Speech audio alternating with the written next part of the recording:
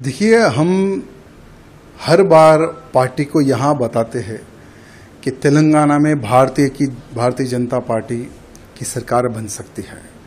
लेकिन तेलंगाना में भारतीय जनता पार्टी की सरकार तभी बनेगी जब हर वो कार्यकर्ता, हर वो नेता सही तरह से काम करेगा।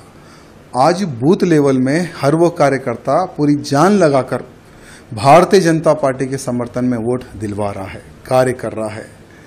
लेकिन जब कोई बड़े पद का जब चयन होने का जब समय आता है, जब तेलंगाना राज्य के प्रेसिडेंट का डिक्लेरेशन का जब समय आता है, तो कम से कम पार्टी यहाँ नहीं सोचती कि हमें कैसा प्रेसिडेंट बनाना चाहिए।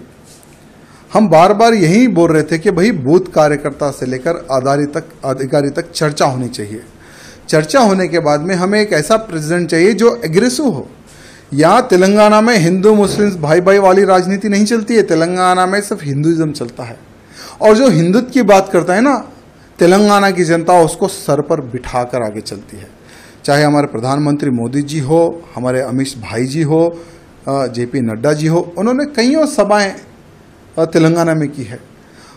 हर सभा में हजारों की संख्या में, लाखों की संख्या में उनकी सभाओं में कार्यकर्ता आते हैं यहाँ सुनने के लिए कि देश धर्म समाज के लिए आज भारतीय जनता पार्टी क्या कर रही है और क्या करेगी। वहाँ संदेश सुनने के लिए सभी कार्यकर्ता आते हैं। और आज भी हम भारतीय जनता पार्टी से जुड़े हुए तो हमारे प्रधानमंत्री नरेंद्र मोदी जी को देखकर, अमित भाई जी को देखकर, योगी जी को देखकर, नड्डा जी को देखकर, उनके कार्य को देखकर 2014 में भारतीय जनता पार्टी में हम सम्मिलित हुए। लेकिन दुर्भाग्य देखिए, 2014 से लेकर आज तक इतने तकलीफों का सामना हम लोगों को करना पड़ रहा, बाहर नहीं, पार्टी के अंदर ही। मेरे कॉन्स्टिट्यूंसी को टारगेट करना, मेरे जिले को टारगेट करना, मुझे टारगेट करना, आखिर कितने साल तक मैं सहूं इनका जुल्म। आज देखिए, जब पार्टी प्रेसिडेंट के नॉमिनेशन का आप जो सो नोटिफिकेशन आप डिक्लेयर करते हैं, जब हम जाते हैं भाई हम भी प्रेसिडेंट के लिए हम पूछना चाहते हैं, तो लगभग जो 10 लोगों का जो साइन चाहिए वो 10 के 10 लोगों को डरा के भगा देते हैं।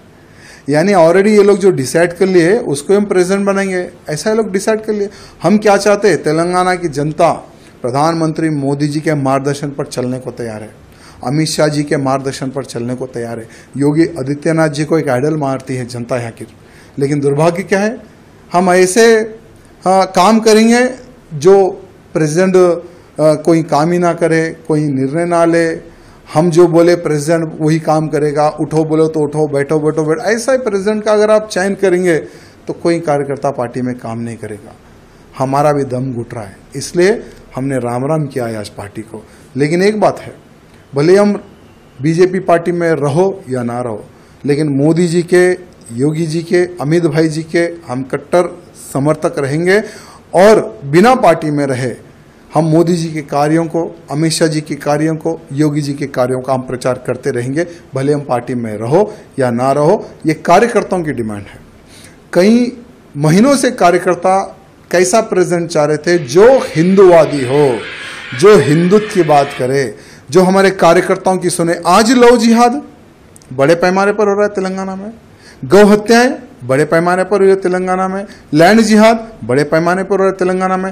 भाई उसको रोकने के लिए कौन रोकेगा? लोग बोलते कि भारतीय जनता पार्टी के अलावा कोई नहीं रोक सकेगा। भारतीय जनता पार्टी की सरकार आएगी तो ही तेलंगाना का हिंदू सुरक्षित रहेगा। लेकिन भारतीय जनता पार्टी की सरकार कैसे आएगी? क्योंकि कुछ जो लोग हैं ना, जो एक नाग की तरह पार्टी को घेर कर बैठे हैं। कुछ लोग, ये कुछ लोगों का इलाज जब तक केंद्र के जो हमारे अधिकारीगण हैं, जब तक ये कुछ लोगों का इलाज नहीं करेंगे ना, ठीक है, आज चलो हम तो पार्टी को छोड़ दिए, हमारा कोई वजूद था ना है ना रहेगा। हम एक हिंदू कार्यकर्ता हैं, भले राजनीति से हटकर हम हिंदुत्व का कार्य करते हैं और आगे भी हम हिंदुत्व का प्रचार और हिंदुत्व की सेवा हम करते रहेंगे। लेकिन उन कार्यकर्ताओं का विचार करने की आवश्यकता है जो एक विश्वास के तौर पर भारतीय जनता पार्टी से जुड़े हुए हैं। इसलिए हमारे प्रधानमंत्री मोदी जी से, अमित शाह जी से निवेदन करना चाहूँगा कि पूर्ण एक बार विचार करें और भारतीय जनता पार्टी का अध्यक्ष कैसा होना चाहिए ये मैं नहीं, हर वो बूथ कार्यकर्ता, हर वो अधिकारी, हर वो जो पार्टी के लिए जो खून बहा है उनका एक समावेश, एक मीटिंग करने के बाद में उन कार्यकर्ताओं का आप इलेक्शन कीजिए, उन कार्यकर्ताओं से आप प्रपोजल लीजिए, तब देखिए कैसा प्रेसिडेंट यहाँ के बीजेपी के कार्यकर्ता, बूथ कार्यकर्ता चाहते हैं। ये हमारे केंद्र के अधिकारियों को पता चलेगा।